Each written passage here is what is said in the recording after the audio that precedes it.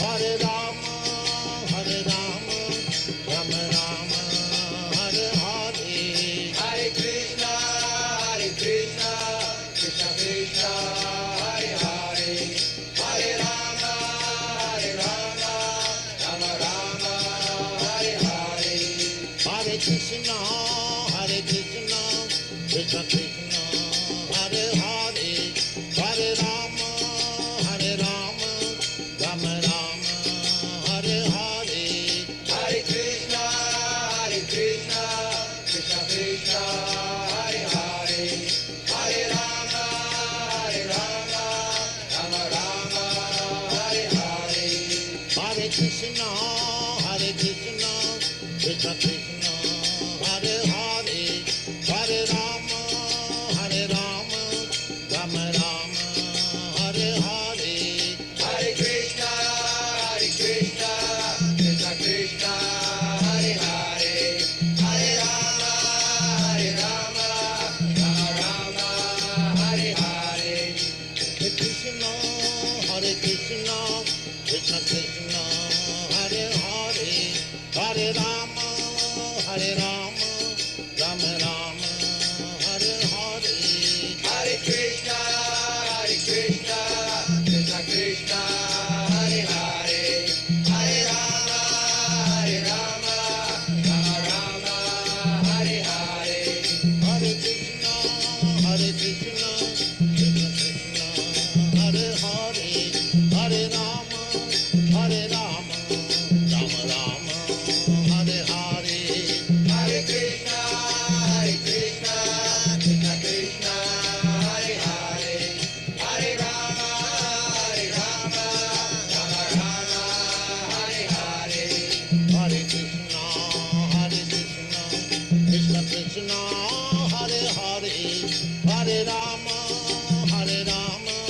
Rama Rama, Hare Hare.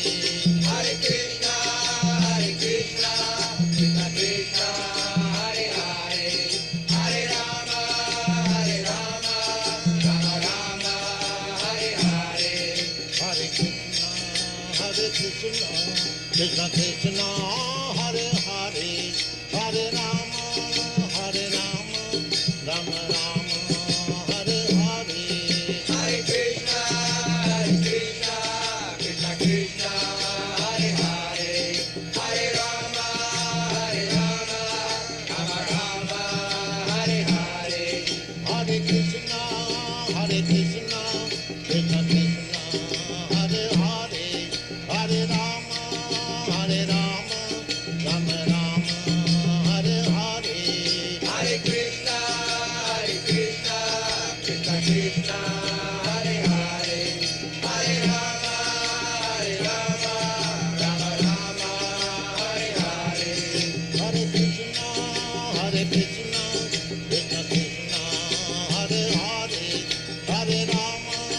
Hare Rama, Rama Rama, Hare Hare.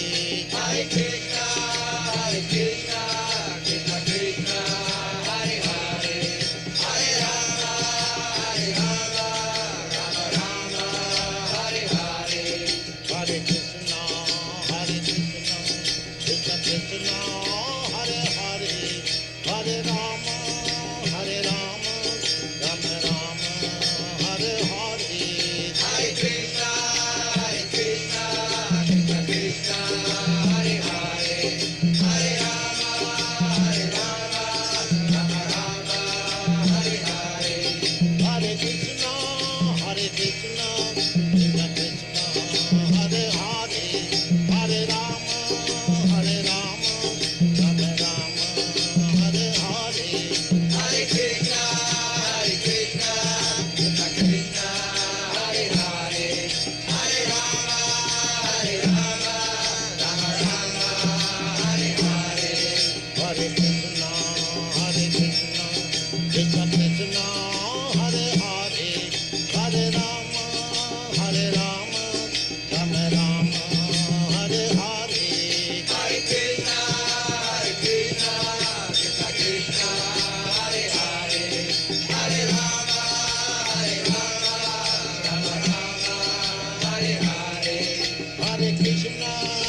Hare Krishna, Krishna Krishna, Hare Hare, Hare Rama, Hare Rama, Rama Rama, Hare Hare. Hare Krishna, Krishna Krishna, Hare Hare, Hare Rama, Rama Rama, Hare Hare. Hare Krishna, Krishna Krishna, Hare Hare, Hare Rama, Rama Rama, Hare Hare. Hare Krishna, Krishna Krishna, Hare Hare, Hare Rama, Rama Rama, Hare Hare. Hare Krishna, Krishna Krishna, Hare Hare, Hare Rama, Rama Rama, Hare Hare.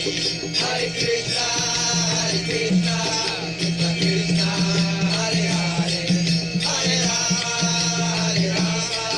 Rama Rama, Hare Hare. Hare Krishna, Krishna Krishna, Hare Hare, Hare Rama, Rama Rama, Hare Hare. Hare Krishna,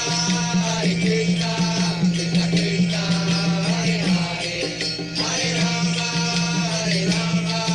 Rama Rama, Hare Hare. Hare Krishna, Krishna Krishna, Hare Hare, Hare Rama, Rama Rama,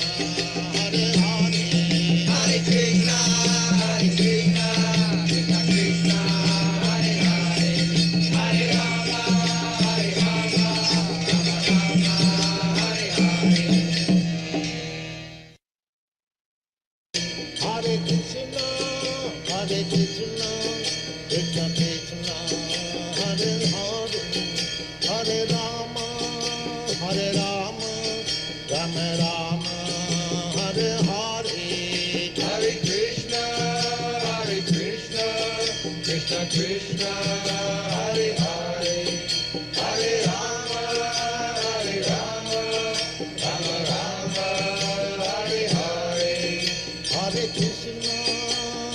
Krishna, Krishna Krishna, Hare Hare, Hare Rama, Rama Rama, Hare Hare. Hare Krishna, Krishna Krishna, Hare Hare, Hare Rama, Rama Rama, Hare Hare. Hare Krishna, Krishna Krishna, Hare Hare, Hare Rama, Rama Rama, Hare Hare. Hare Krishna, Krishna Krishna, Hare Hare, Hare Rama, Rama Rama, Hare Hare. Hare Krishna, Krishna Krishna, Hare Hare, Hare Rama, Rama Rama, Hare Hare. Hare Krishna, Krishna.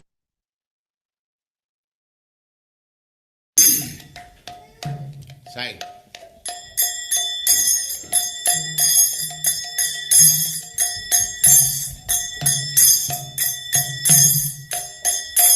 Jaya Radha Madhava Punya Bihari.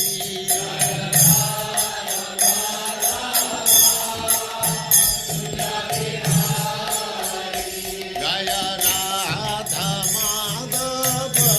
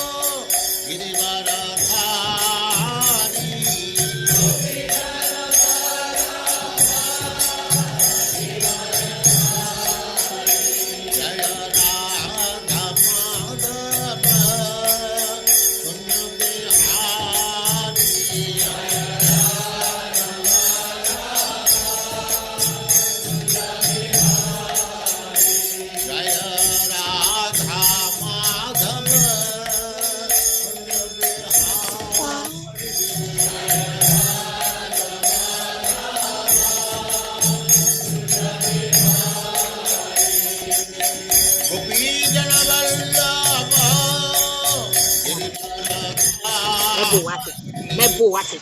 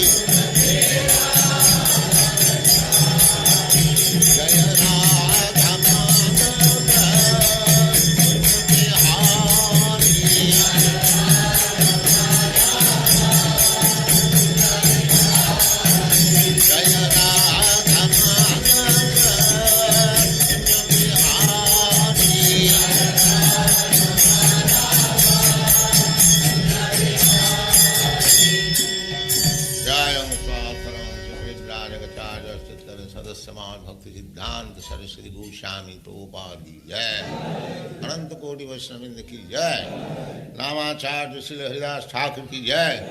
प्रेम से कहो श्री कृष्ण चैतन्य प्रभु नित्यानंद श्री अद्वैत गदाधर शिवासादि गौर भक्तवृंद की जय। श्री श्री राधा कृष्ण गौ गोपीनाथ श्याम कुंड राधा कुंड गिरिवर्धन की जय, वृंदावन धाम की जय, नवद्वीप धाम की जय, स्वामी तो भक्तवृंद की जय, गंगा माई की जय, जमुना माई की जय, तुलसी देवी की जय, भक्ति देवी की जय, स्वामी तो भक्तवृंद की जय। All glories to the assembled Lord. All glories to the assembled Lord. Thank you very much.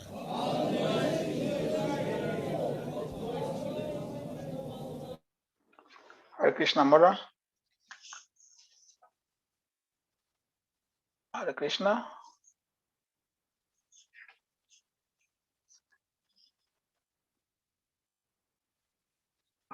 Mother Malati.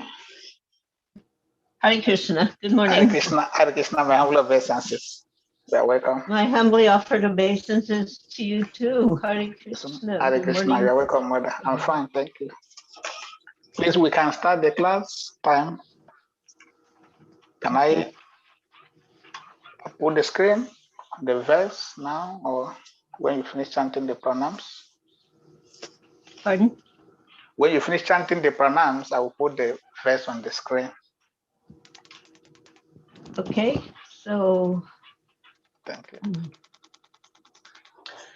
Om Gyan Timirandasya Nana Sakalaya Chakchun Militam Yena Tasme Sri Gurave Namaha Namo Vishnu Padaya Krishna Prasaya Bhutale Srimate Bhakti Vedanta Swami Niti Namine Namaste Saraswati Deve Gauravani Pracharini Nirvishesha Shunyavadi Paskachudasatane Sri Krishna Chaitanya Prabhu Nityananda Shri Advaita Gadadhar Srivasadi Gaur Bhakta Vrinda Hare Krishna Krishna Krishna Hare Hare Hare Rama Rama Rama Hare Hare Hare Krishna Krishna Vancha kalpatarubhyaścha kripa sindhuvaivycha patitanam pavanebhyo vaishnavebhyo namo namaha.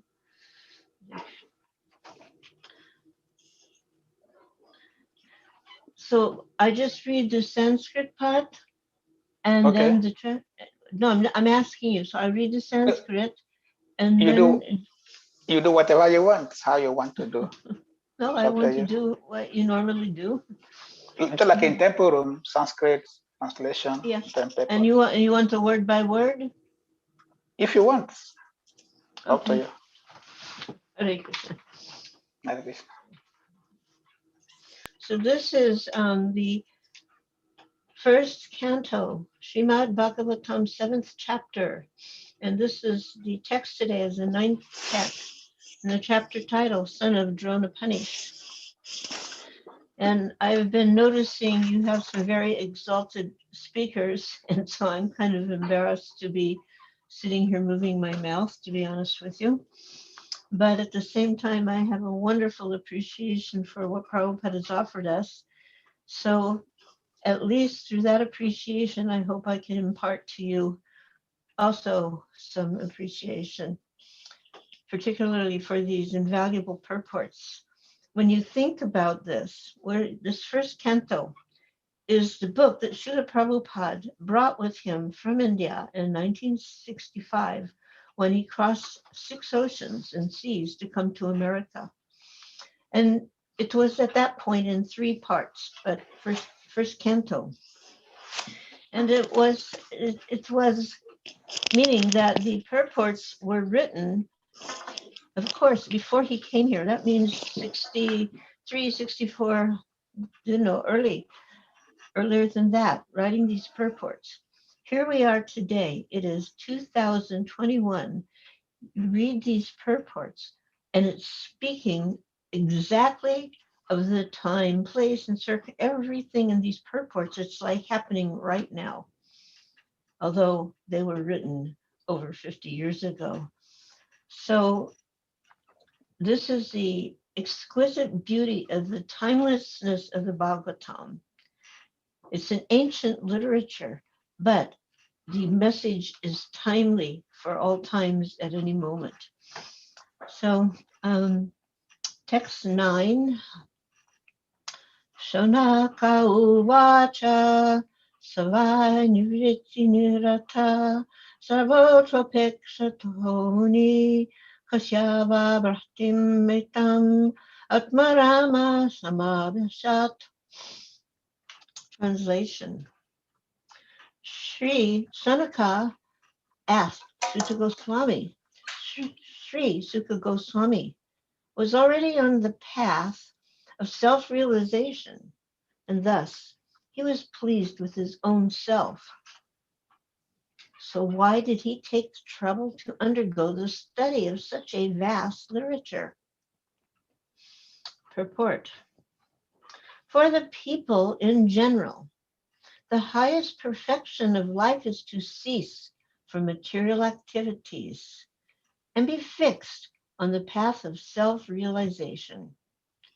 Those who take pleasure in sense enjoyment, or those who are fixed in materially bodily welfare work, are called karmis. Out of thousands and millions of such karmis, one may become an atmarama by self-realization. Atma means self, and arama means to take pleasure. Everyone is searching after the highest pleasure, but the standard of pleasure may be different from one standard of another. Therefore, the standard of pleasure enjoyed by the karmis is different from the standard of pleasure of the Atmaramas. The Atmaramas are completely indifferent to material enjoyment in every respect. Srila Sukadeva Goswami had already attained that stage, and still he was attracted to undergo the trouble of studying the great Bhagavatam literature. This means that Srimad Bhagavatam is a postgraduate study, even for the Atmaramas, who have surpassed all the studies of Vedic knowledge. So again, the translation. Sri Sonaka asked Sutta Goswami. Sri Sukadeva Goswami was already on the path of self-realization, and thus he was pleased with his own self. So why did he take the trouble to undergo the study of such a vast literature?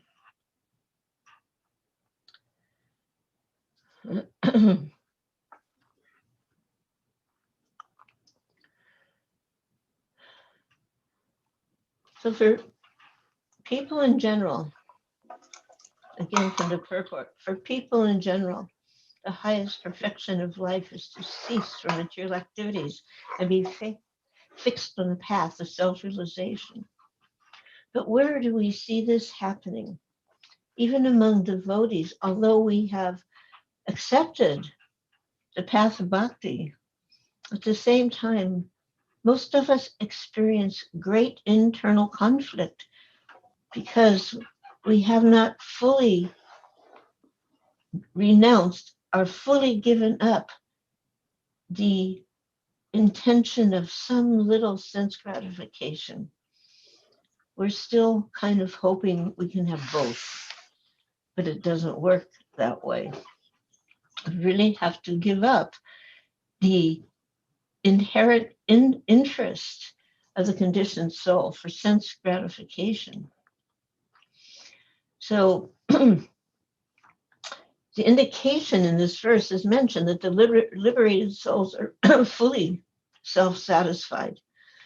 And that means eventually they'll become devotees of the Lord. So that is our position to a certain degree. We are not fully liberated, but by taking to this path of devotional service, even in a conditional state, eventually, reading from the purport, eventually we will become devotees. Of course, we're devotees, but full devotees. We won't be any more distracted by foolish material desires, and even worse, the poison of the impersonalist. One of the missions of Srila Prabhupada, in line with the teachings of the Gaudiya Vaishnavas, and specifically in line with the teachings of his of the predecessor acharyas, his own guru, Srila Bhaktisiddhanta Saraswati Thakur and Srila Bhaktivinoda Thakur, they have all been very strong in their preachings to root out this impersonalism, the Mayavadi influence. And we heard this from day one without really understanding. It was like a word, the impersonalists, the Mayavadis, not understanding that that poison is even within our own cells. And why is it a poison? Because it's negating the idea of the Supreme Personality of Godhead in his pure, blissful spiritual form. The other day, I was meeting up with a devotee who has been away for almost 40 years. 40 years been away. Early devotee from the 60s, but fell away through different reasons. And she asked me for a Gita, which I happily gave to her. And the next day she told me she's having a problem accepting that God has a body. So even among devotees, it is difficult to overcome this tinge of impersonalism. And why is that so? Two reasons I can mention is that from the Bhagavatam 3:25-25, in the purport, it's explained that they have not, meaning the impersonalists, they have not heard from the right sources. And what are the right sources? Is a person who is fully surrendered to Krishna, a person who accepts Krishna as he is. Just like on my screen right now, I see from your screen, there is Krishna holding up Govardhan Hill, and all the Rajbasis and the cows are there with him. This is so hard for people to grasp. This is God. Oh, what? How can that be? But it is. For the realized soul, they're seeing this like I'm seeing a picture. They're seeing Krishna. I'm seeing the picture of Krishna. They're seeing Krishna. This is the Atmaran, the realized soul. They don't have to say to themselves, this is Krishna, the personality of Godhead. They are fully realized. There's no process in between. It just is. That is Krishna. And we're saying there's Krishna. But we don't have that fully realized connection yet. So that's one thing.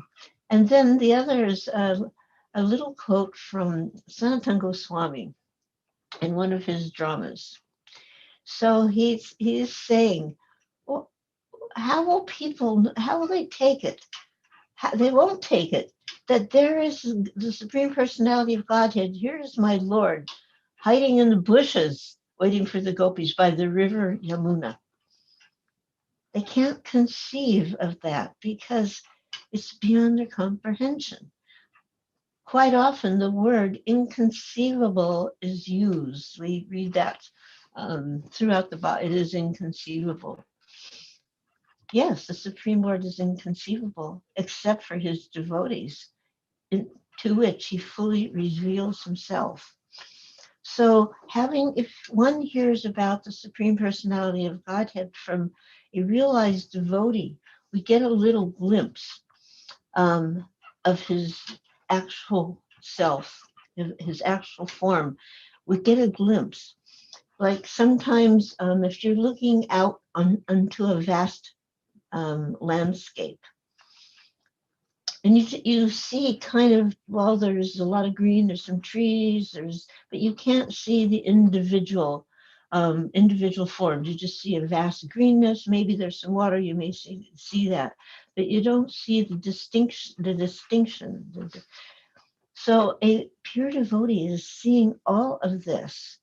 I was reading the other day how because we're saying you see Krishna in everything and everywhere. That's the pure devotee. And not just Krishna, the idea, Krishna, the person, the form of Krishna, the living form of Krishna. So they're seeing that everywhere. And when and in everything, we're trying to conceive of it, but it's so inconceivable. And yet the pure devotee can see the inconceivable, just like we can see our hand in front of our face. Because if we hear, and if we hear from the pure devotee, and this hearing also includes hearing the Srimad Bhagavatam or reading the Bhagavatam. Prabhupada said reading and hearing are the same. If we hear or we read from the Bhagavatam, then we will also come closer to Krishna. So in this situation, Sanaka Rishi, he has asked that question and about Sukadeva Goswami.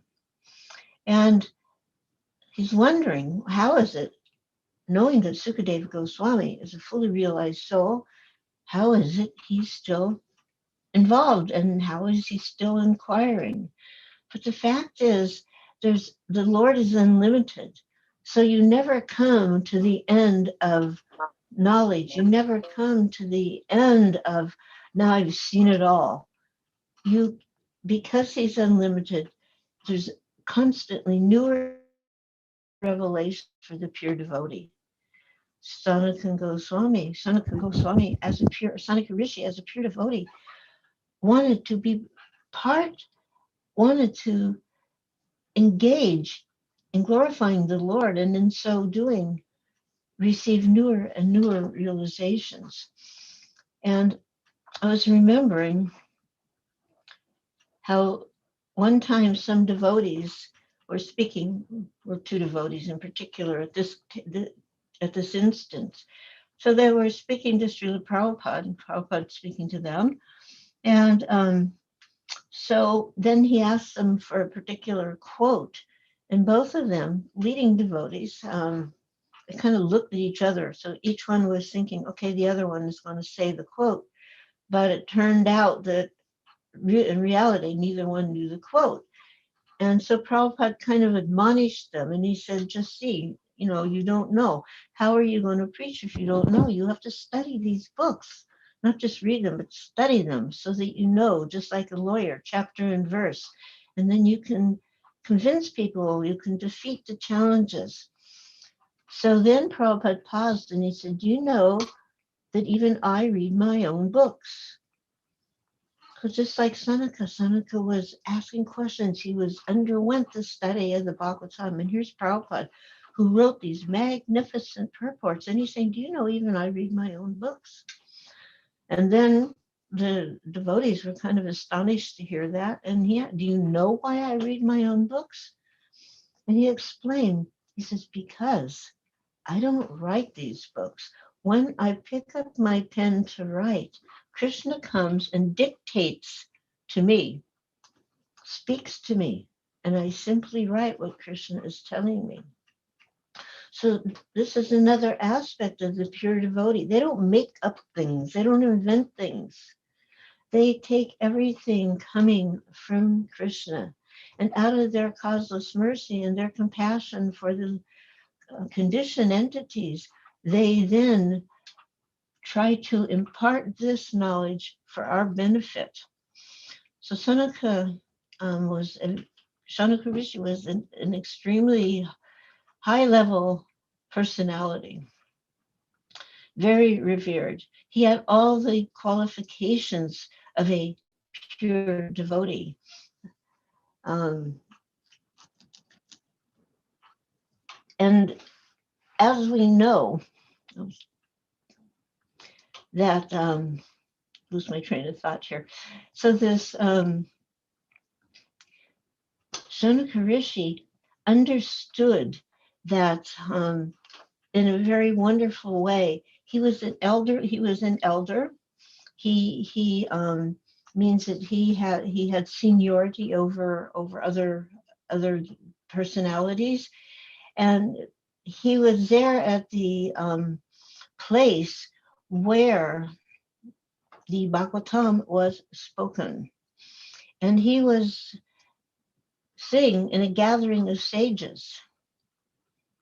And then that great sage Sukadev, who was at that point 16 years old, he was the son of Vyasadeva. He was wandering nearby wearing the garb of an Avadhuta, which politely means he wasn't wearing any clothes at all. He was a spiritually entranced ascetic. And he was wandering, he was followed by children. And at that time, he appeared on the scene in the presence of the sages. And Maharaj Pariksit was there also. And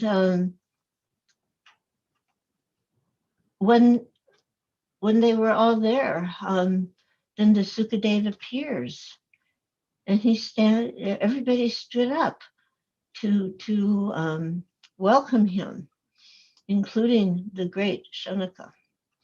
Anyway, these great sages, they're always anxious to do good for people in general. And so all these sages headed by Shanaka were assembled, and they had this beautiful program of performing a great continuous chain of sacrificial ceremonies. And these rishis at Nimisharana, headed by Sanaka Rishi, they were inquiring from Sutta Goswami. And this is the first, starting in the first canto, which is all about the activities of Lord Krishna. The whole Bhagavatam is about to bring us to the connection of Lord Krishna, to bring us to the point of surrendering to Lord Krishna, to bring us to the point of pure devotional service. So it's a special, Bhagavatam is a special contribution by Vyasadeva, and there are many inquiries by Sanaka Muni, Sanaka Rishi. And that inquiry, as mentioned, was that to show us how the greatness of Sukadeva Goswami, because even though he was had attained the stage of liberation, still, like Srila Prabhupada, was still attracted to study the great Bhagavatam literature, just like Prabhupada even had, at that point, there was that first volume, there weren't even any other, but eventually all of the, up until the 13th chapter of the 10th canto, Prabhupada completed. And throughout that time, many times, he would be seen to be reading his books. And why? So he explained, because I haven't written these. Krishna has come, he's spoken to me. And so every time I read, I find out something newer and newer, because Krishna is always exhibiting newer and newer qualities and pastimes. So Krishna is so attractive and so strong, he attracts the minds even eventually of the impersonalists. And the impersonalists, even though they deny Krishna has a form, if they will also interact with the devotees of Krishna, who only speak about Krishna, who only know Krishna, then eventually even their minds will become attracted to Krishna. So this is something that is very important, because most of us we're doing what we should do. We're chanting, we're reading the books, we're honoring Krishna Prasad, we're trying to preach to others. And yet we can find that even though there's hundreds and millions of persons in this world, very few are even interested in considering what is the truth, the absolute truth. And out of those few who are even interested and are considering, Krishna says, very few know me in fact. So Srila Prabhupada has done an extraordinary,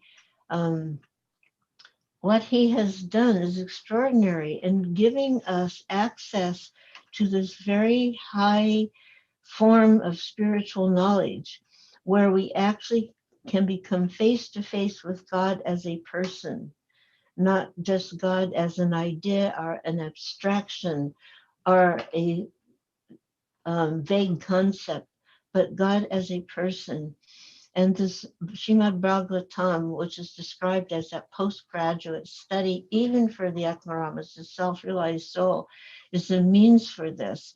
In the next 4 verses, we're getting it's called the nutshell verses of the Bhagavatam. So you'll be reading those and studying those incredible verses that start with the next verse and describing the Atmaramas, who they are and how they behave, what they, just like Arjuna was asking Krishna, how do these realized persons, how do they act, what do they eat, what do they, I wanted to know everything about a realized soul, because the realized persons are not confused.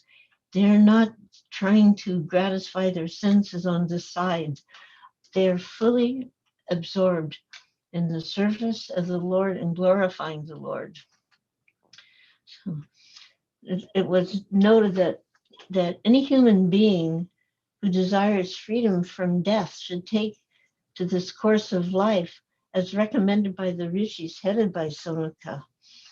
So even this idea, a human who desires freedom of death, of course, nobody's going to volunteer to die, at least nobody in a sane condition. And at the same time, we're saying, I don't want to die, but we're not taking the proper path to prevent repeated birth and death. We're on the path, but we still, Prabhupada called it dog-like stubbornness. We have this dog-like stubbornness to resist fully engaging ourselves, to fully surrendering ourselves to the process of spiritual life. And by this surrender, what is that surrender? Is just simple. It's a simple thing. We give up any other idea that's contrary to the path of pure bhakti, any idea that just puts a curtain between us and Krishna, puts a wall between us and Krishna. And we try to keep a little bit of our so-called, we all have a little bit of freedom. That's part of the condition that we are in, that Krishna gives us this freedom. Here's the knowledge, like he did with Arjuna. Here's the knowledge. Here's everything you need to know. Now you decide what you want to do. So we're in that. We've got the knowledge. We've been exposed to great devotees, and still sometimes there's that little edge we want to hold on for ourselves to somehow enjoy. So Sonaka Rishi had all the qualifications of a pure devotee. And then when Sutta Goswami came, even Sonaka Rishi stood up to congratulate him. And he could understand the value of the speaker, Sutta Goswami. So Prabhupada was describing karmis. There's so many times, karma, we hear that, but karmis, Prabhupada gave a couple simple descriptions, mean they're working for their so-called interest, and bhakti means they're working for Krishna's interest. Simple definition. Karmis are working for their so-called interest, but from the viewpoint of sense gratification, and bhakti means working for Krishna's interests. So good men from the worldly point of view, you can say Prabhupada, this is from Prabhupada. So the karmis, good men from worldly point of view, but from the spiritual point of view, they're in the lowest category, lowest stage.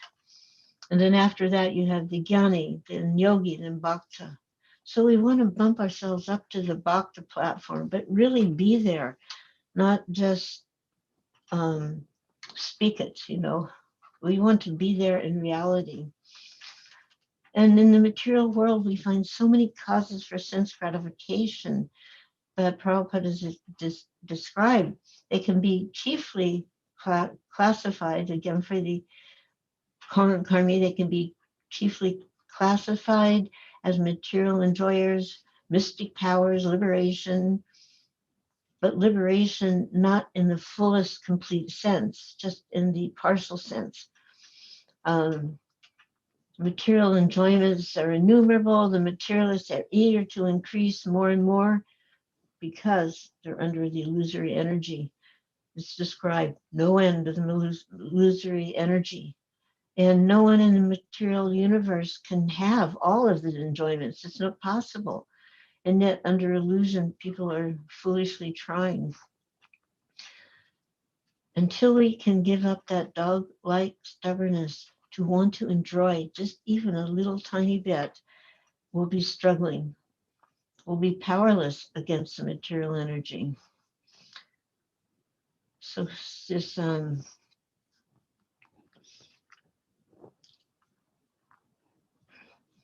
this Bhagavatam, the special contribution to Vyasadeva, is, we could say, inconceivable.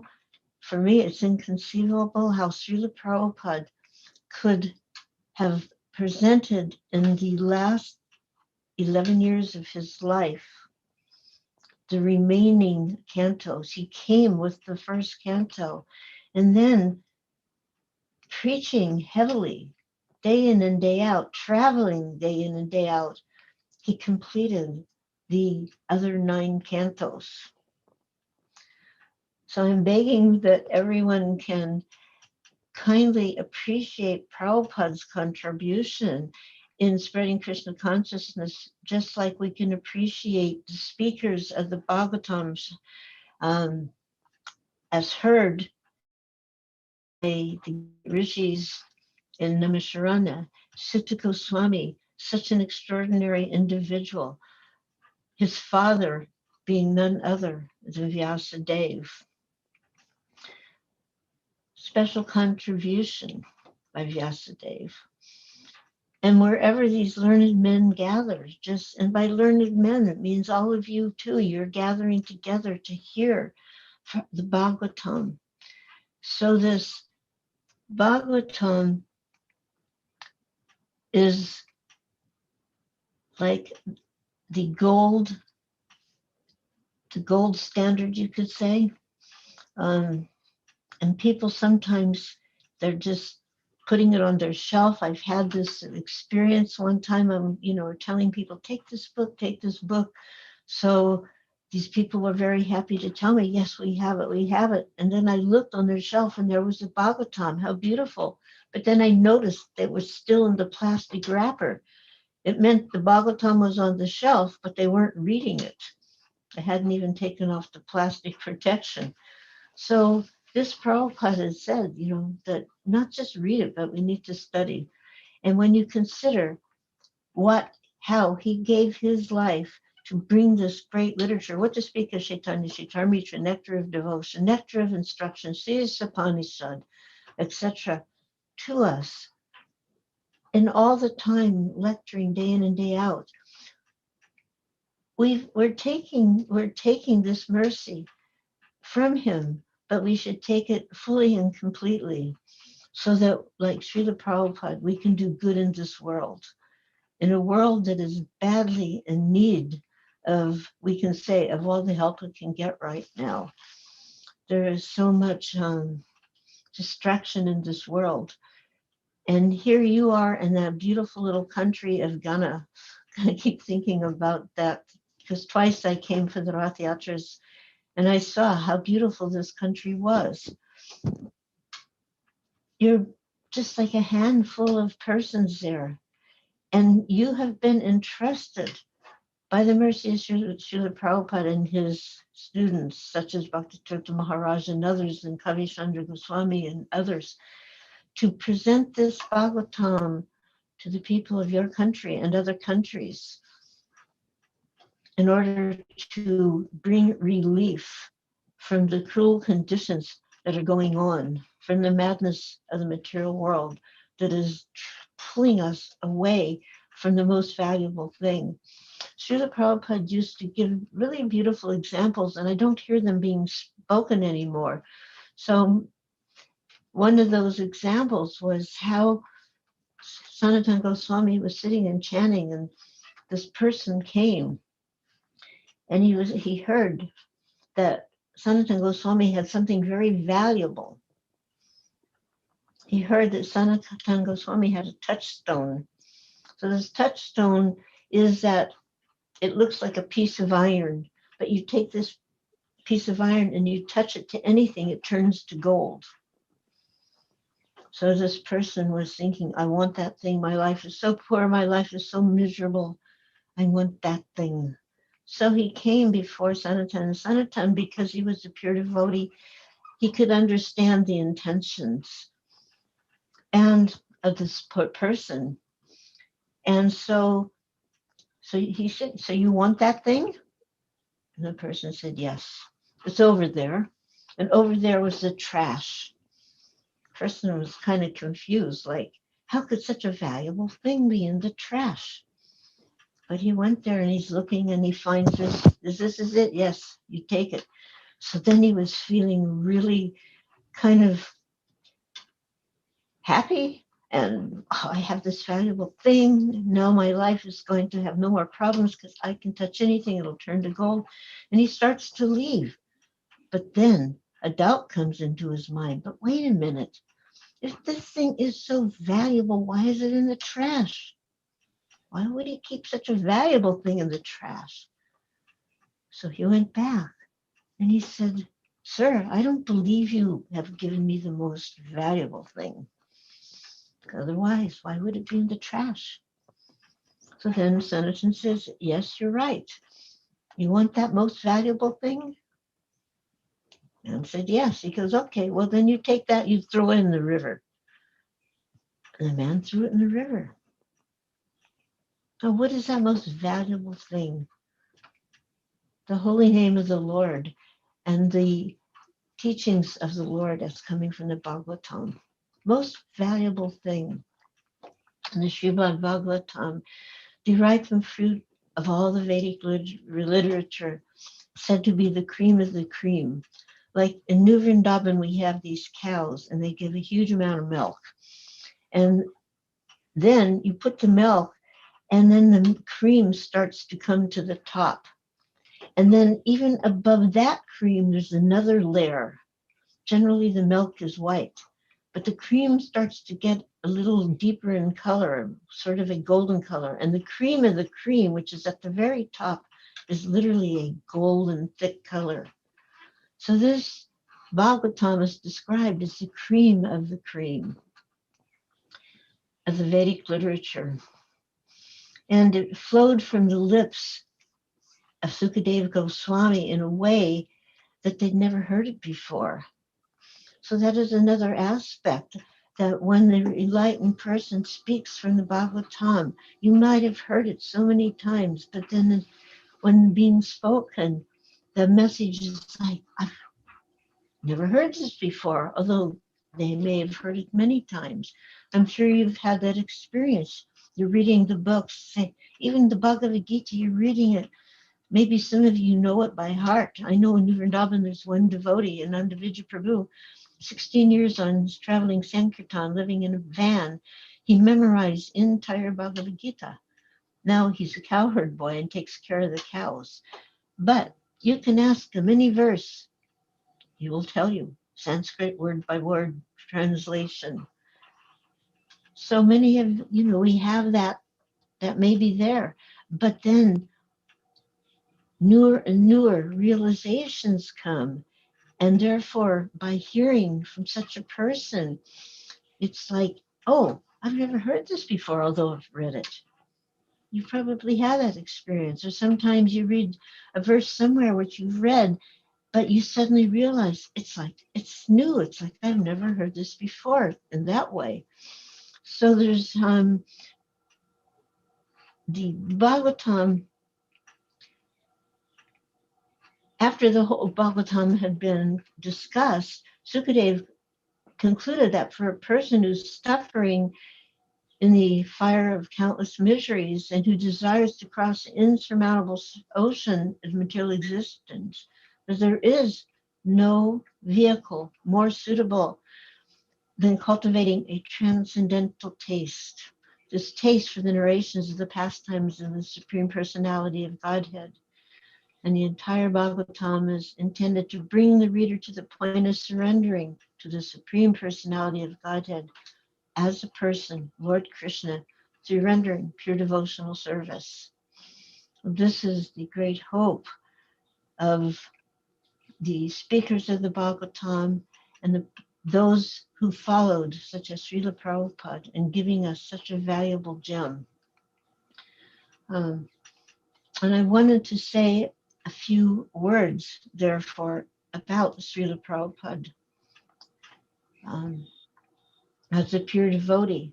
So we know that there's wonderful qualities of a pure devotee. We could say there's unlimited, but in some places there's like 26 qualities are described. And one of those qualities is that a pure devotee is kind to everyone. Just like the sages, just like Sanatana Goswami, just like Sutta Goswami, just like Vyasadeva, they were kind to everyone in their knowledge of the Bhagavatam, which they were then kindly reciting for the welfare of all humanity. And Srila Prabhupada similarly was kind to everyone by bringing this forward. And he was also concerned that anyone who's coming to Krishna consciousness, he said, anyone, men or women, boys or girls, they are welcome they're fortunate, you see, because he could see how much suffering going on in this world and anybody who somehow or other came in contact. So he was admonishing us to treat everyone very carefully, kind to everyone. And Srila Prabhupada was fixed in the absolute truth. He was never deviating in presenting Krishna consciousness and in presenting Krishna as the Supreme Personality of Godhead. And there was, a very interesting situation one time where there was a godbrother of mine named Vandas. And this person was a poet before he came to Krishna consciousness, and he actually had published books. So the leader of the community, New Vrindavan, thought it would be a good idea if this person, Vandas, would write a book. And then that book could be offered to Prabhupada. And so he wrote this book of poems, and he called it Chintamani. And what was very interesting was Prabhupada's response. So this was in May of 75. Prabhupada said, I have read the Chintamani poetry book. Krishna's name is only mentioned in 2 poems in the entire book. What is this? There's so many poems written by great acharyas. Why do you try to concoct something like this? It is not in our line. It's a waste of time, paper, money, ink, and labor. There's so much work to do for spreading this Krishna consciousness. You should spend all time reading my books very carefully and stop all this unnecessary manufacturing. And then he went on, why is there no picture of Krishna on the cover? If you have desire to write poetry, better you read one chapter of Krishna book carefully, then put it to poetry. But do not concoct anything. There's no need for that type of poetry. If you do this, read the Krishna book and put it to poetry, I think it will be appreciated very nicely. So in that letter, which in one way was kind of devastating to the, this is a waste of time, it's waste of ink, paper, and he's admonishing him. Then he had to do that so that that person could see how he had actually not comprehended Krishna the person. But then he very kindly gave him a way out, a way to do that. But okay, you're a poet. Now read Krishna book. He said just one chapter carefully, and then you put that to poetry, but do not concoct anything. So that lesson, that instruction's there for all of us. One time, one of my god sisters asked Prabhupada, how can I know you more? And Prabhupada said, read Krishna book. So we have these opportunities for ourselves who want to see Krishna as a person face to face. And Prabhupada has literally rolled out the carpet for us to do that. Prabhupada was equal to everyone, another quality of a devotee. And he would just present himself as very insignificant. Like when people would praise him, he would just say, I have not done anything extraordinary. If I've done anything, it's that I have remained faithful to the teachings of my spiritual master. And he also demonstrated something else very extraordinary. Now, it said that the spiritual master takes his disciples as his spiritual master. Because why? He thinks, Krishna has sent me so many spiritual masters. He doesn't think of himself as a spiritual master. This is information is a nectar of devotion in a lecture he gave in October of 72. So he doesn't think of himself as a spiritual master. He's thinking himself as our servants, that he is the servant of his disciples. That is the position.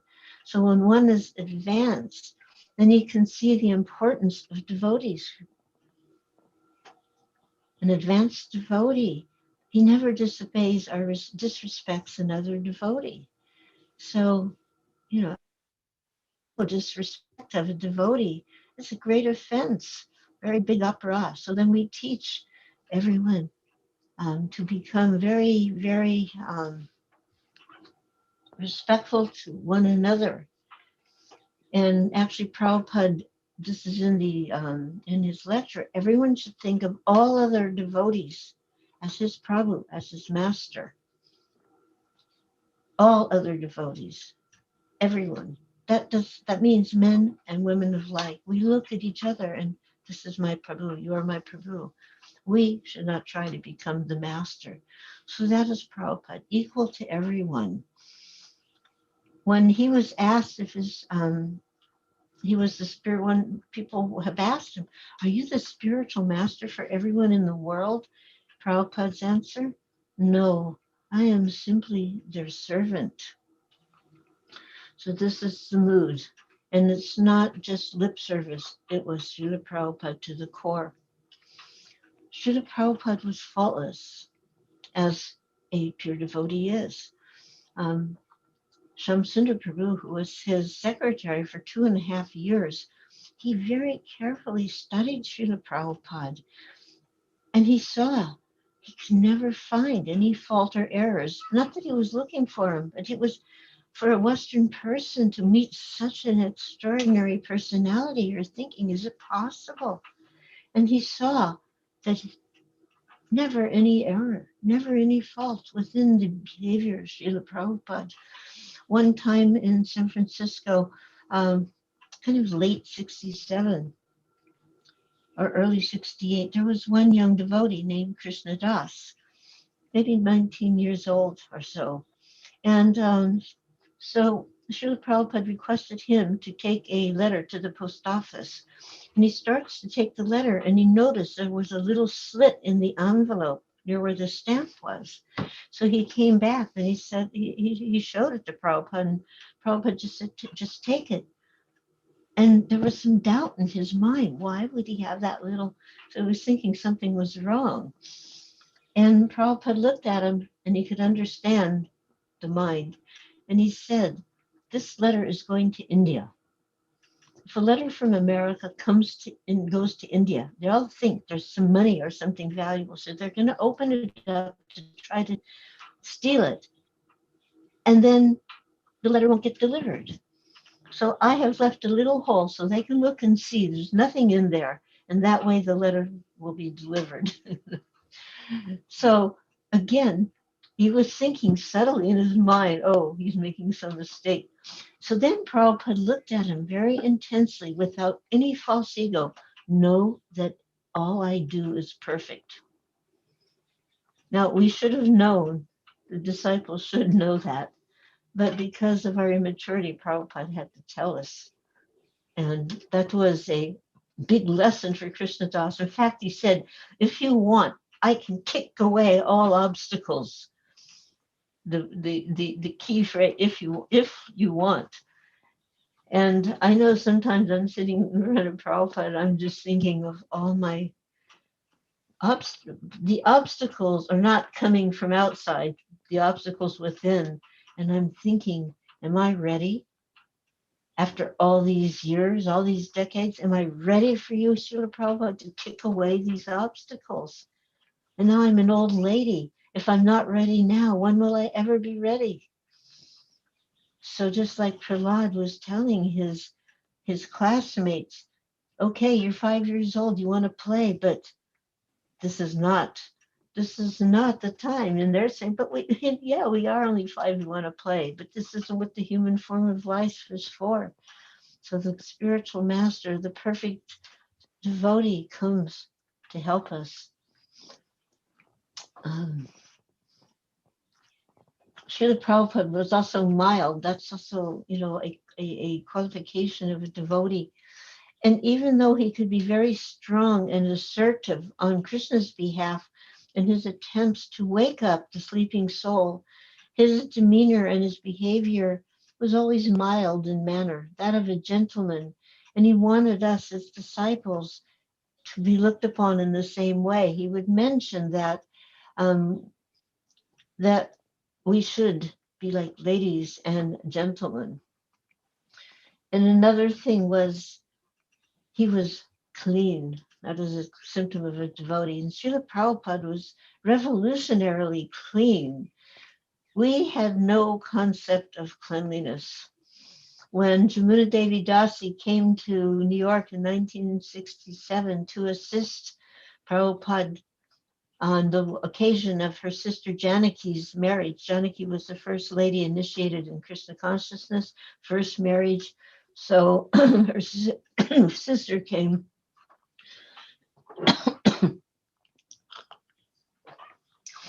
And her name at that time was Joan. She knew about cooking, but there's the cooking of the ingredients, and then there's the cooking for Krishna. And that's where the revolutionary clean comes. So Prabhupada saying, wash your hands, rinse out your mouth before you start. And at one point, to show you how extraordinary Prabhupada was, so, she's not a devotee. She doesn't know anything. She's just coming to help. And she says, Swamiji, can I have a drink of water? And he goes, yes, but outside the kitchen. So she takes the water, she drinks the water, and he goes, now rinse out your mouth and wash your hands. And she's thinking, well, I already washed my hands. But no, this extraordinary, revolutionary clean. And then a little while later, she goes, Swamiji, can I have a cigarette? Now, what would you think he would say? What? No, that's terrible. No, he didn't say. He says, all right, we'll go outside. Like, not even in the apartment. She came back. He goes, wash your hands, wash your mouth. That he had to teach us very basics. One time I was cooking for him in London. And in those days, the milk would be delivered, the fresh milk in a glass bottle outside the door. So you would bring the old bottle and put it out, you bring the new bottle in. But for some reason, I got there a little late, and so the fresh milk was already there. And I had the unclean bottle in one hand, and I picked up the clean bottle in the other hand, and I was going into the apartment.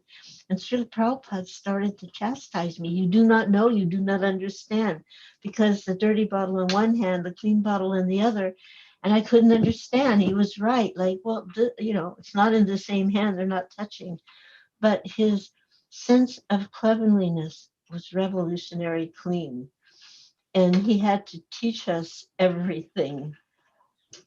And he did that by his own example. He was also extraordinarily and charmingly simple. Not simple like, unintelligent, simple, but simple in his behavior.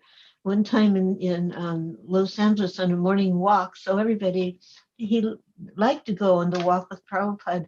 So they're walking in the neighborhood. It's not their house, but he sees that there's a spigot, a faucet, and the water is dripping from that faucet.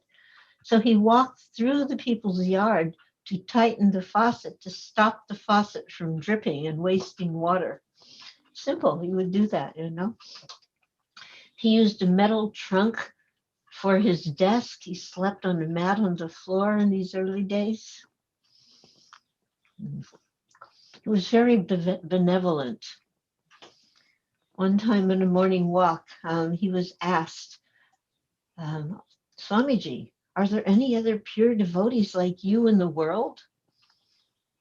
So he turned to the devotee on his right, and he goes, how many of us are there? The one on the left says, how many, are there other pure devotees like you? And Prabhupada, he turns to the other devotee, how many of us are there? And at that time, there was a handful, maybe, 35 or 40. So the person says like that. And then he turns to the other person, about 35 or 40. So when we heard that, he's considering that we're pure devotees. And he said, it was like astounding. All my disciples, he said, are pure devotees. Anyone sincerely serving the spiritual master is a pure devotee. But of course, there's levels and degrees of purity. At that point, we hadn't really considered that. And so we were kind of foolishly thinking, oh, we're pure devotees. And the next moment, we walk into a wall of nonsense. Srila Prabhupada was very peaceful. This is one of the qualities of a pure devotee. During the World War II, they were actually bombing in Calcutta. So there was a lights out. You couldn't have your lights on. The windows were covered. And he's in his kitchen with light just from the light of the stove. And what was he doing while they were bombing? He was making kachuris for his deities. Peaceful. He was completely attached to Krishna. He said, never was there a time when I forgot Krishna. We're begging for a time when we'll fully remember Krishna. He had no material hankerings. He used everything in Krishna's service. He didn't waste anything. In those days, because there was no electronic mail, we would send letters in the envelopes. And he would take the envelopes and open them up and write notes on the inside, on the unused portion of the envelopes. Didn't wait. To that day, I do that also, because I observed Srila Prabhupada do that. Instead of wasting a fresh piece of paper on some notes that were going to be tossed, open the envelope and write inside. One time in the UK, in the Bhaktivedanta Manor, he'd gone on the morning walk, and during that time, the ladies would clean his room. And on that day, as would be normal, they would open the window. He came back a little early, so they hadn't closed the window yet. So when he came in, he noticed the window was open.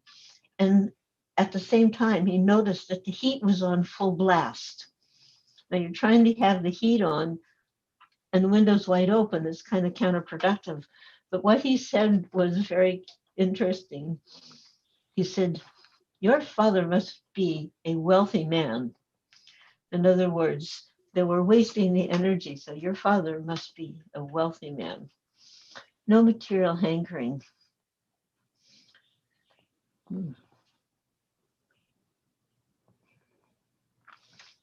Actually, one time there was a very, because he's so humble, Srila Prabhupada was extraordinarily humble. And one time in an airport, there were so many devotees, because in those days you could just walk in, and when Prabhupada would arrive, when he would depart, so many devotees would come. And so one time, so many devotees, it was kind of blocking the route. So there was a loudspeaker, and on the loudspeaker it said, devotees, please move aside. First person up was Srila Prabhupada. And the devotee said, oh no, Prabhupada, because he was going to be they don't mean you. And he goes, oh, I'm not a devotee? Because they said devotees move aside. But very humble, his mood, his example. Very friendly. One time, devotees' parents came to try to convince Prabhupada to release their son. And Prabhupada said, but I'm not keeping him. He's not a prisoner. And so they continued talking. And when they left, the son stayed with Prabhupada, because he said, he turned, he said, you want to go with him? He said, I want to stay, Prabhupada. So, and the parents, after speaking with Prabhupada, when they left, they were actually smiling. They came, they were very grave. They wanted to get their son, and they left, they were smiling. So one of the persons said, Prabhupada, everyone loves you. And Prabhupada answered again, very humbly, very sincerely, said, yes, because I love everyone. So that is a quality of the pure devotee, that they love everyone because they're seeing everyone for what they really are. A pure spirit soul, part and parcel of Krishna, always speaking about Krishna and giving Krishna to everyone. So that is the goal of the Bhagavatam, to give us to Krishna and great devotees. They never tire of hearing about Krishna. They never tire of trying to give Krishna to others. And that is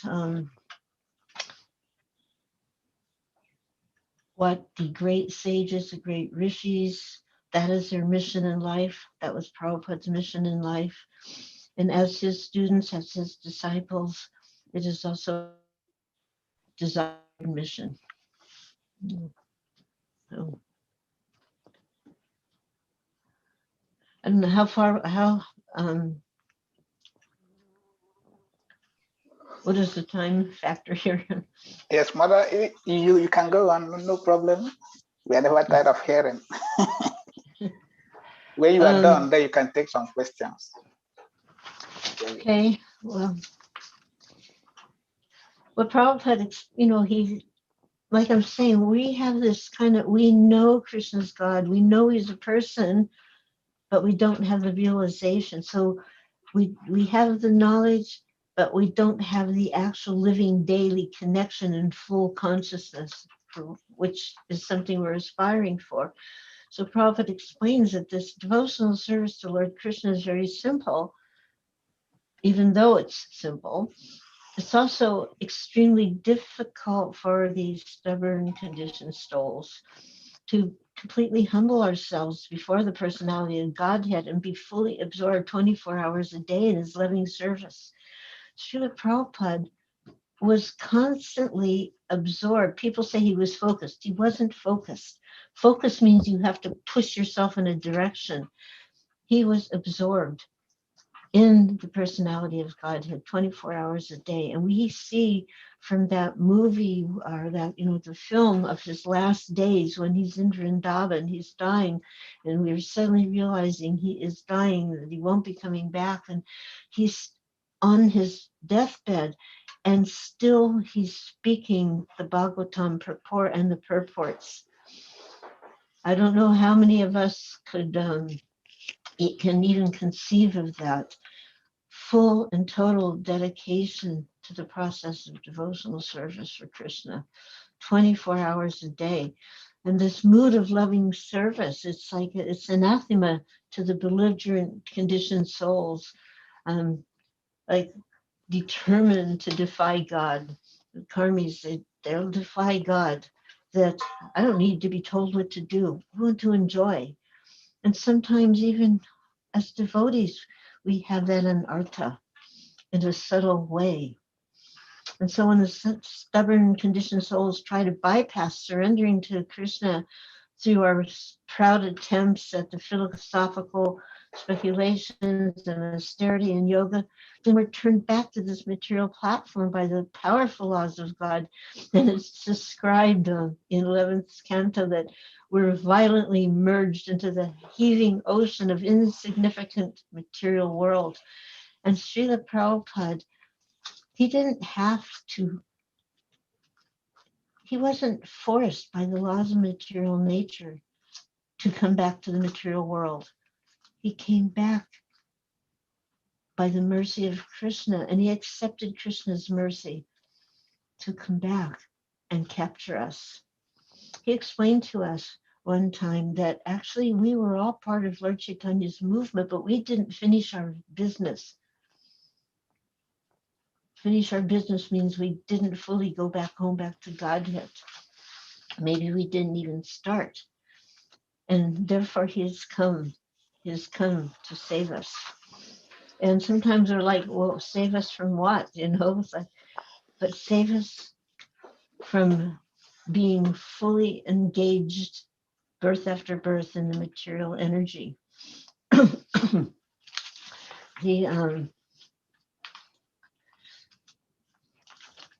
I was thinking one of the other qualities of a pure devotee, that he's without material possessions.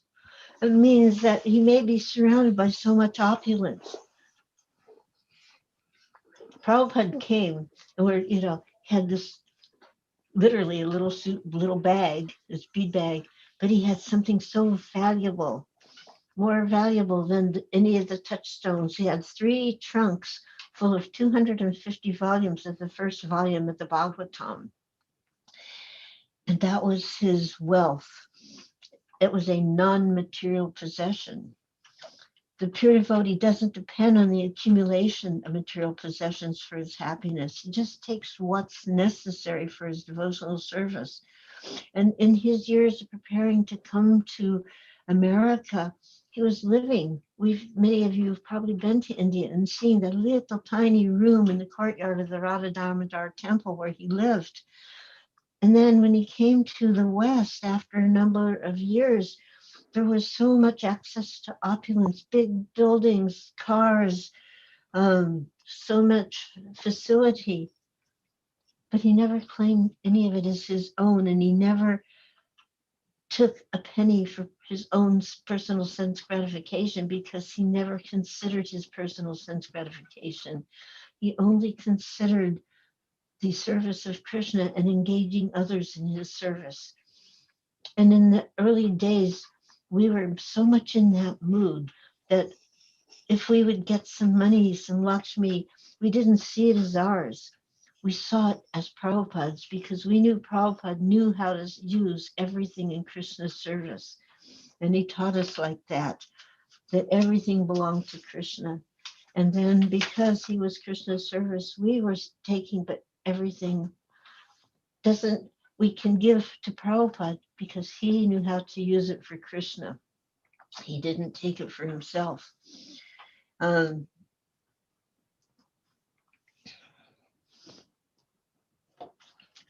No false prestige. One time he was giving this lecture. It was in Paris. And the Parisian people, they can be a little proud and they don't always appreciate people from other countries. And they started during the lecture heckling Srila Prabhupada. And then somebody was saying to him, so you're sitting on, because the devotees had brought the Vyasa sign, so you're sitting on this big chair? Prabhupada said, you can also sit here, provided you know the Bhagavatam. He didn't put the person down who was obviously a materially deranged fool. He said, yes, you can also sit here, provided you know the Bhagavatam. Again, his mood of devout humility and not trying to bring upon himself any due attention.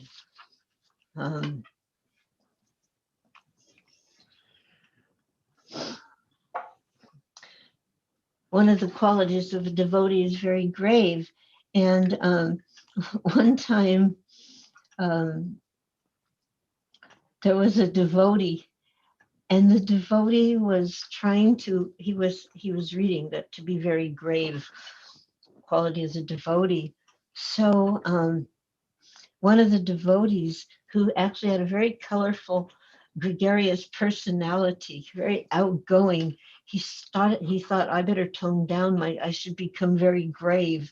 So he would put on a very straight face in an attempt to, he was thinking, this will please Prabhupada, I won't be so outward, I won't be so gregarious. And after a few days of that behavior, Prabhupada looked at him and said, what's the matter? And the devotee told him, well, I'm trying to be grave. And when he said that, Prabhupada became laughing and laughing. And he explained to this devotee that being grave means to be serious about Krishna consciousness. It doesn't have anything to do with artificially repressing your individuality. And Prabhupada had himself a very vibrant personality. And when he laughed, the whole world laughed. But he never forgot Krishna even for a moment. And in this way, he was perfectly grave.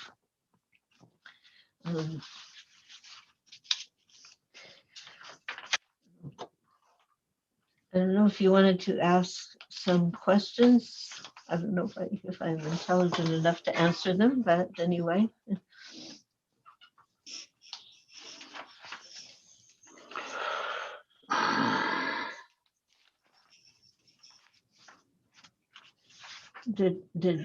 Yes, Mother Hare Krishna, thank you for your wonderful class.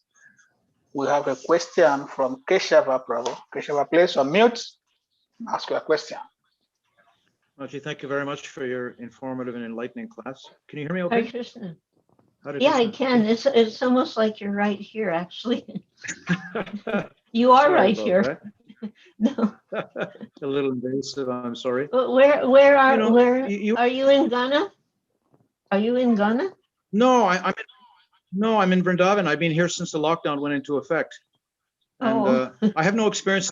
I have no experience in West Africa, but I've been invited by some senior devotees to come there, so I'm planning, with their oh, mercy, to go there. definitely go. Definitely go. Yeah, I spent quite a bit of time in East Africa, and I have to say the African people were so receptive, so receptive. It's just it's a place where they just need an infusion of enthusiastic devotees. You know, it's very, very wonderful place to be. If you can correct me on a point, was it Bhaktisiddhanta Saraswati Thakur who once said, if one preaches actively, then Lakshmi will come running at their feet? Because something that's kind of come to mind is a lot of devotees are concerned with building themselves up economically, and by so Yeah. doing, they're taking themselves out of the active preaching field. Yeah. But then we read in Gita where Krishna says, you know, he preserves what one has and carries what they lack. Yeah. But then we look at a lot of Prabhupada disciples who joined in the 60s and 70s, and they gave their youth, they gave their the years where they could be building themselves up economically, and they dedicated those years to distributing Prabhupada's books.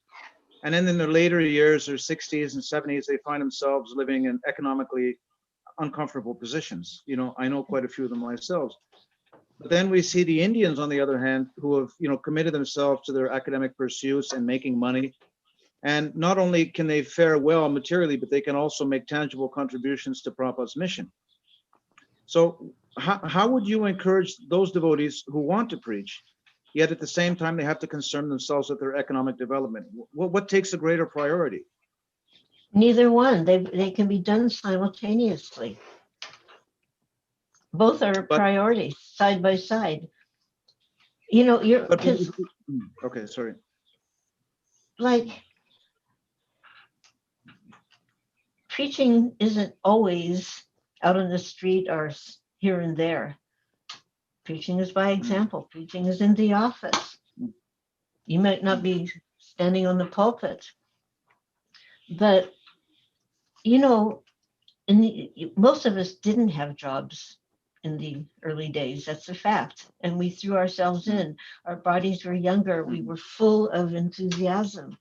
And here was a movement that needed a kickstart. I mean, honestly, most of us in the early days, I'm from that era, if we didn't immediately get the idea we're in a movement. It was more of like, you know, this little extended family, Swamiji and us. And I remember the distinct moment when when I heard I was in a movement, which was Srila Prabhupada was in 67 July, he was going back to India to recover his health. And he said, I want you boys and girls to push on this movement. And I was, movement? We're in a movement. I mean, it was like, it was like we hadn't thought of that before, actually. Yeah. But it's not that we were foolhardy. Nowadays, it might be looked that way. But in actual fact, anyone who wants to preach according to your level, according to where you are, you can preach. I remember that Gopal Krishna wanted to give up his job and become full-time. Mm-hmm. And Prabhupada encouraged him. He said he didn't see anything different between his work, going to work. You're working for Krishna. That's a form of preaching. By your example, you're being a responsible devotee. What was he doing with his Lakshmi? Well, of course, you know, he had parents in India, and the Indians are very dutiful about, but giving to the temple, giving to the movement to help get this movement up. There weren't so many people in that responsible mood at that point in time. You know, and yes, I'm seeing, just yesterday, I had a conversation with a god sister, and she's been bouncing around from here, you know, here and there living. And she told me that she's just about to put a down payment and sign for a house. You know, so as you say, in later life, right? Well, one way to say it is better late than never, because this person and her husband have dedicated their lives to the propagation of the holy name. And now in their later years, Krishna is seeing through them, through different ways. Okay, you need a place. Okay, here's, it's happening. But they were fully going, fully. Some people say, I gave my life, but which was there, but it was a kind of conditional life, um, in that after a certain while, they were not fully engaged, and they're still struggling. But I see those persons who didn't give up the struggle, Krishna's taking care of them.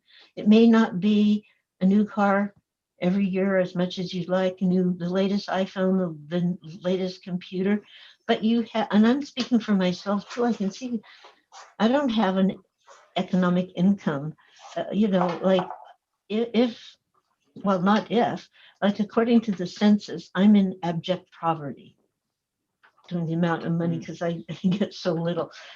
And I never even, that to me is so inconceivable, because being able to live in the association of devotees, being able to have the opportunity to do some kind of preaching is such an opulence, it's such a wealth. Srimad Bhagavatam is a great wealth. It's described by Sanatana Swami as a great wealth. So even the so-called less economic situation that we may be in, it's still of greater wealth and value than somebody who's out there. And I'm not speaking about devotees here, I'm just speaking about people struggling just to get their economic base together. And even Srila Prabhupada at one time, he was thinking, well, if I work and I make some money, then I can do more, right? Mhm. But what did Krishna do? He took everything away from him. Yes. I remember other devotees, let me try something, let me try this, and then I can make some money, then I can give that money to Prabhupada, and I mean, I personally know devotees like this, and in that effort to make the money, to thinking money was a necessity to preach, of course it's helpful, definitely, but when it becomes an overriding goal, you can be swept away, and that's happened. And then these devotees, fortunately, many of them have come back, but others they're still out there trying to get that money and thinking, when I get that money, then but in the meanwhile, the time is ticking and ticking, and we're getting older and older and older. Old Yes. age used to be part of a mantra, birth, death, disease, and old age. And now it's not part of a mantra anymore. For most of us, it's like, people would say, I'm getting old. Many of us now are not getting old. We are old. That is my condition. I'm not getting old. I am old. Mhm. We have nothing to do but to continue in our attempts to serve. But yes, there has to be stability, particularly if there's grihastra. There needs to be economic stability for your children. Many of our children aren't with us. They aren't part of the movement, and in part because there was not any attention given to that aspect. So both things are there, preaching, teaching, and the necessity for having an economic stability, particularly in the Grihastra ashram. But I don't see it as one over the other.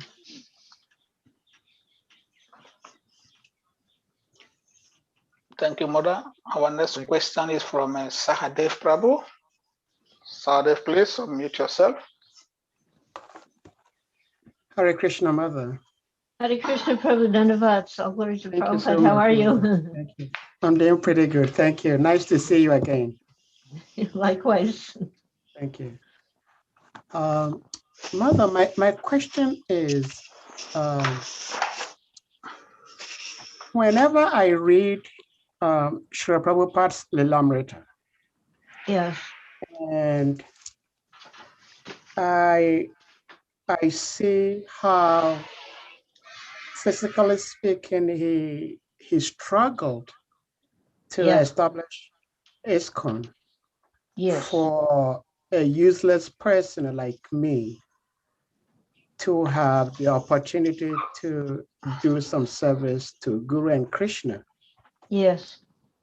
It reminds me that I have to do everything I can to honor and glorify him. Yes. So unfortunately, some of us, including myself, are quite ungrateful, and we do not try to do anything to honor Srila Prabhupada. So my question is, how can we, or how do we, in our own little way, try to do something to honor and appreciate what Srila Prabhupada has given us and the world? Hare You Krishna. just answered your own question in some little way. I feel like I have no, people say this all the time, I have no qualification. Well, I can say it in fact, I have no qualification. It's just a fact. I have good fortune. My good fortune was I happened to be there at the right time, at the right place to get connected with his divine grace. But as far as my qualifications, it's only by his mercy that I even have any connection at all with his magnificent movement. But we have to do something. So, we have a couple examples, like when they were trying to build the bridge to Sri Lanka, and the little, this little squirrel was like kicking up some little pebbles, right? So, okay, or sometimes it's described as a spider. Okay, be a squirrel, be a spider, do something. You said it yourself, but to not do anything at all, then that's disgraceful. Prabhupada said only an animal is not grateful. Even Krishna was a grateful person. He was grateful to the gopis, to the wives of the gopi wives of the brahmanas. The story when the brahmanas wouldn't give, and then the boys came back, they wouldn't give anything, then go to their wives, and the wives were cooking for the yajna.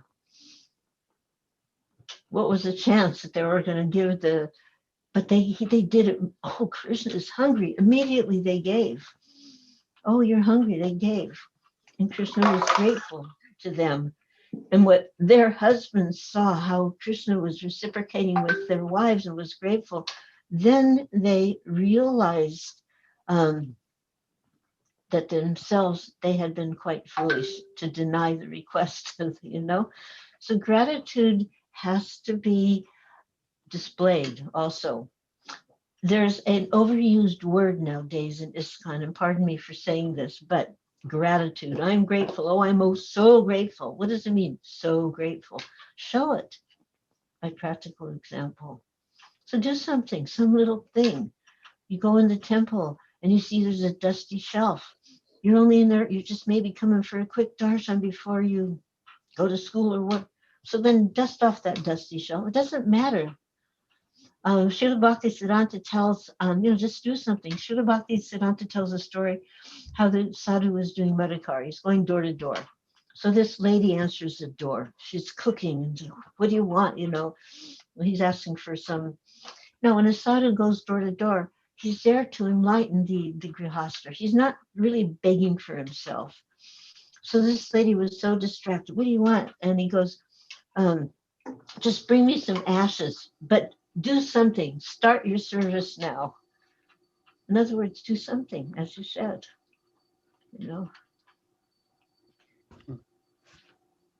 And if we Thank all you do so much. something, if we all do something, it creates synergy. If we don't do anything, we tend to become reclusive because, we're feeling like sometimes I'm looking at Prabhupada and I'm feeling like I have to hide my face. And when I feel like that, I know I have to do something.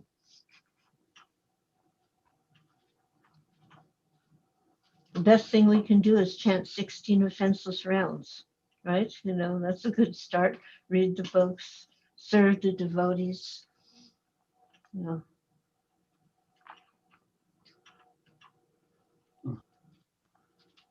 Thank you so much, Mother. Hare Krishna. Thank you, Mother, for your wonderful class. My question is on the purport of today's class.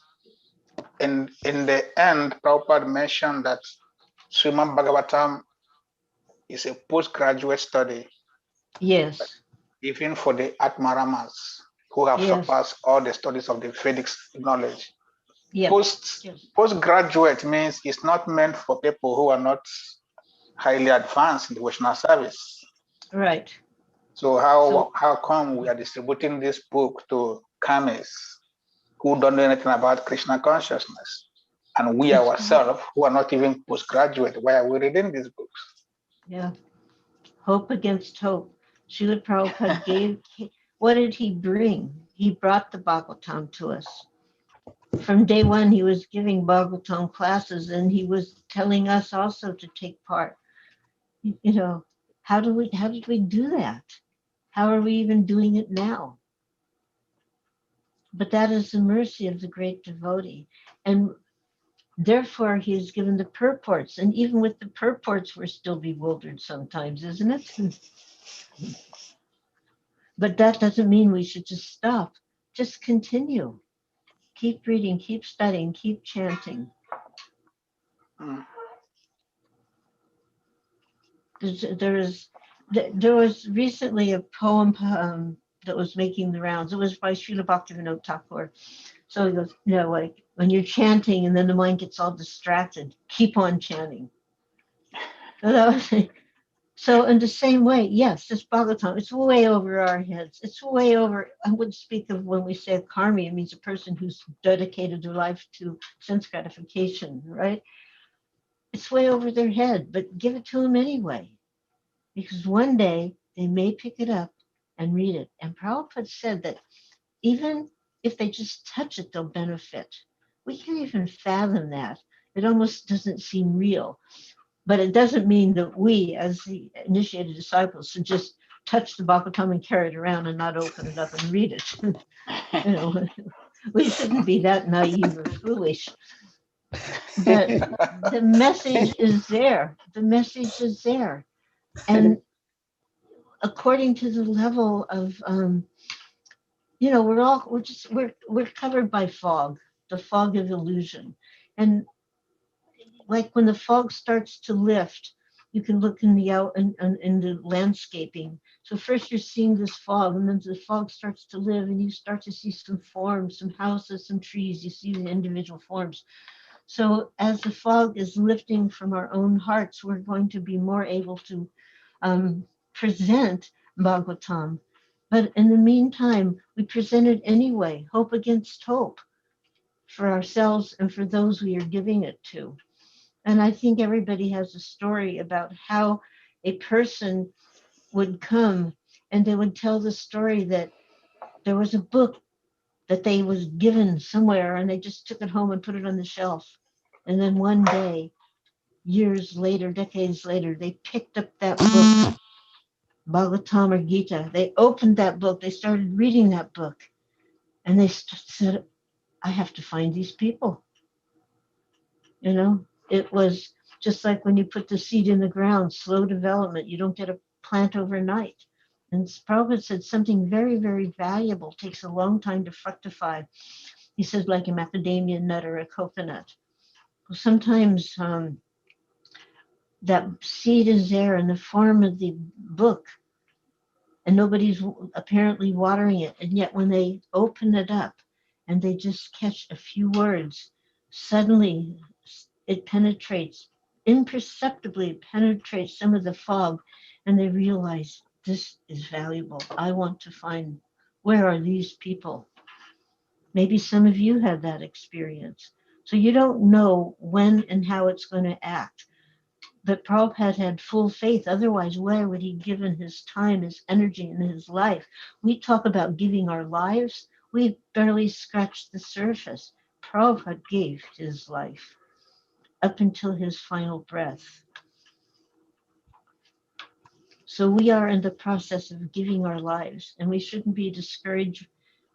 That is actually another trick of Maya to create some discouragement. We should continue on with full determination to practice Krishna consciousness to others and not worry about whether or not they're going to get it or not. They'll get it eventually. Thank you, Mother. Thank you for your wonderful answer in the class. If there's any other question, please kindly, Prabhu Shivas, you want to say something before we close the class? Now he can enlighten you because that's an extraordinary person. All of you are actually extraordinary, but Srivas, Hare Krishna. Hare Krishna. Hare Krishna, Hare Krishna. Thank you very much. Dandavad obeisances, all glories to you. Our invitation.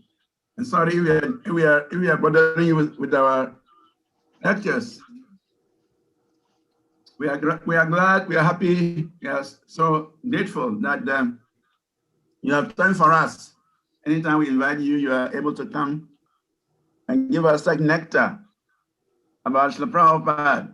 I love to hear more and more and more about the wonderful qualities of His Divine Grace, A.C. Bhaktivedanta Swami, Srila Prabhupada. He saved all of us. I always tell devotees that I cannot imagine what would have happened to me if Srila Prabhupada had not appeared in this world and established this movement. I'm sure by now I'm dead and gone, either by drinking too much alcohol or eating too much meat or engaging in some illicit sex and get some venereal disease. I would have died from some sinful activities by now. But because Srila Prabhupada is so kind, he came, struggled, as Sahadeva Prabhu said, he struggled, he put so much energy to establish this movement for us. And now we are blessed. I can feel how much I'm freed from the reactions. I can feel how much I'm feeling liberated from all the troubles of this world. Even this corona is ravaging the whole world, is disturbing everybody, but I can see devotees are in a transcendental position. Devotees are not so worried about corona. That is the mercy of Srila Prabhupada. That without Srila Prabhupada, we would have been running helter-skelter in anxiety because of the disease. But now we are just chanting Hare Krishna, and we are going on. And even if we have to die today, we think we are in a better position to die now. For the non-devotees, the karmis, they are so afraid of death, and still they are dying. So thank you for thank you for representing Srila Prabhupada so nicely. Thank you for giving us this nectar of Srila Prabhupada's pastimes. We hope to hear more from you. Actually, that is the disciples of Srila Prabhupada are his legacies. And so we should hear more from all of you before you all disappear from this world. So thank you for giving us this wonderful opportunity to hear more about His Divine Grace, A.C. Bhaktivedanta Swami, Srila Prabhupada. We will definitely again invite you, and we hope you have more time for us again in the future. Thank you. Ruchira, Thank you very much. Hare Krishna. Hare Krishna.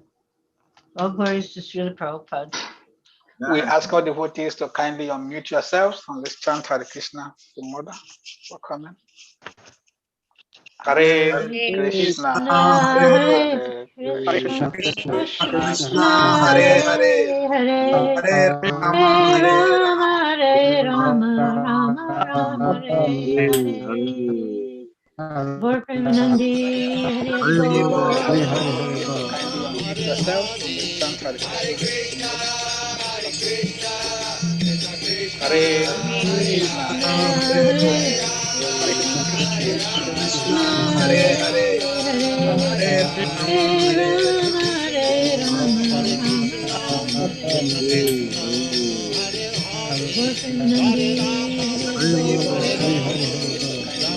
Hare